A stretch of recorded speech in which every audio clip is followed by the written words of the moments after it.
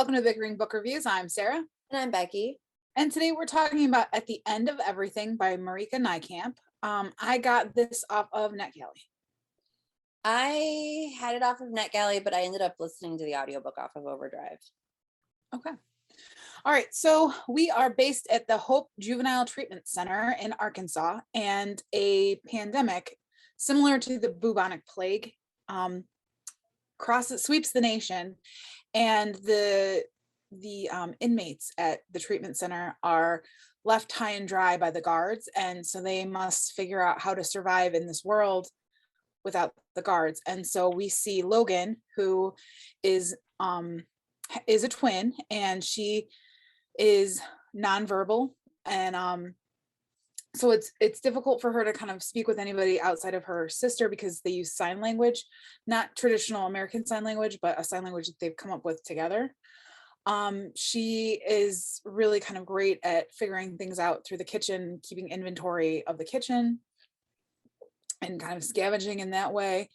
And then we've got Grace, who really kind of takes this leadership role once the guards have left, and she kind of tries to juggle, people getting sick and dying and surviving, and making the right decisions for how to stay alive. And then we've got Emerson, who is Emerson, who is really into their violin and gardening, and they help dig graves for the people who are dying, and kind of also they're each taking on different aspects of survival and kind of figuring out what this plague is, how to stay safe from the plague, and surviving on their own now that they don't have provisions coming in every so often. Like nobody's helping them out. They keep reaching out for help and nobody's reaching back. And I think that's really kind of all you need to know. Yeah. Yes. So even as you describe the characters, there were too many characters. The only one that I can remember like completely of who it was Grace. Like as you describe, seriously, like I thought it was boring. I thought that the events like just kind of happened and there wasn't like a smooth connection. I thought that the characters weren't particularly well developed. It hit two of my big pet peeves. I don't know anything like how anybody looks or anything about like them. Which is like is a thing now where like they don't really like describe appearances. And it's another obviously non-American author writing a book in the United States, and it feels disjointed because of like little things like characters' names and the way they speak. There were a couple like things that were phrased in a way that Americans don't say.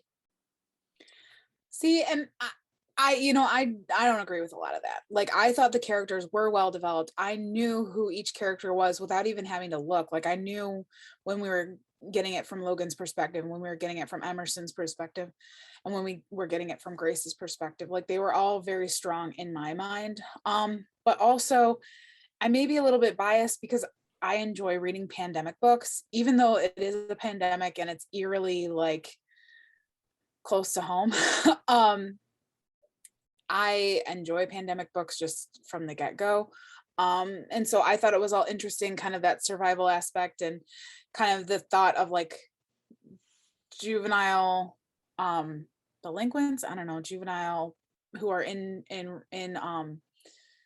incarcerated, them figuring out like what it is to be in a pandemic. And I liked the foraging for food aspect, and the whether in houses that had plague victims or whether it be on the land. I don't know.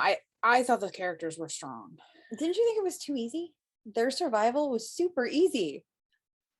I don't know. I thought it was believable because you see that like tropes, like not tropes, but like you see those same aspects in a lot of the other books like that, like where you're scavenging from houses and, kind of making these dangerous decisions. but like nothing really bad happens, like other than the food. And like, yes, there's the plague, but like at one point somebody gets like really like injured and they're like, oh yeah, he got cut, and they bandaged him up as well as possible, and that's it.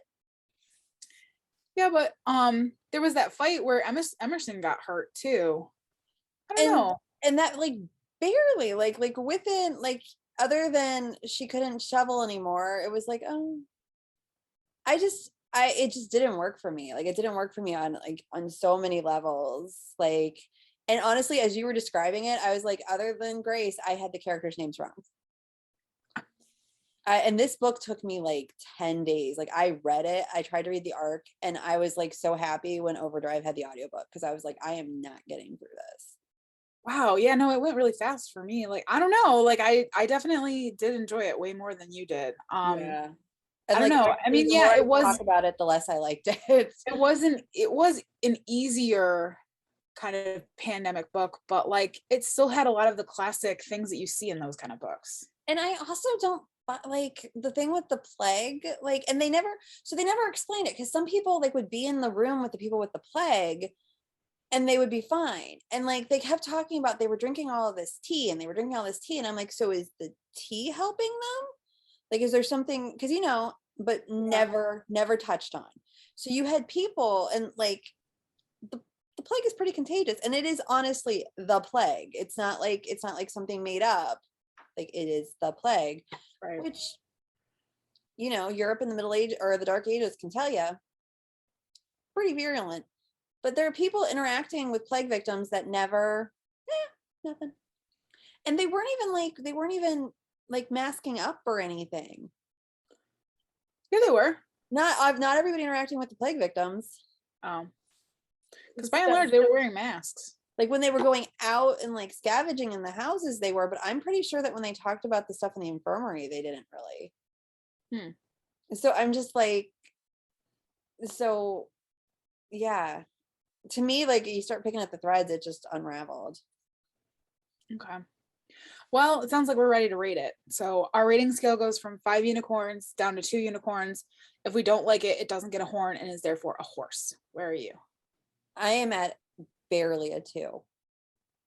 See, and I'm at a 4. I enjoyed it. I had fun with it. I thought the characters were developed. I enjoyed it. So I just think there's a lot of better options. And like I said, I'm just like, it's become a pet peeve of mine. Like why did it need to take, why did these horrible things have to happen in Arkansas if you're writing it in another country, I'm like it couldn't have happened. Bad things don't happen in your country. And like I said, it's the whole, like the names didn't work. Like there's a character named Sorsha. Do you think a lot of people in Arkansas are named Sorsha? It's a very Irish name. There's a part where they're talking about the cushions on their bed instead of pillows. That's a European thing. They don't call them, like, they don't. oh really? Yeah, this is a cushion, not a pillow. And the book had a whole bunch of stuff like that, and I was just like, usually I can overlook it, but I couldn't do it. And honestly, there are better options. If a kid comes in and wants a plague book, there are way better options.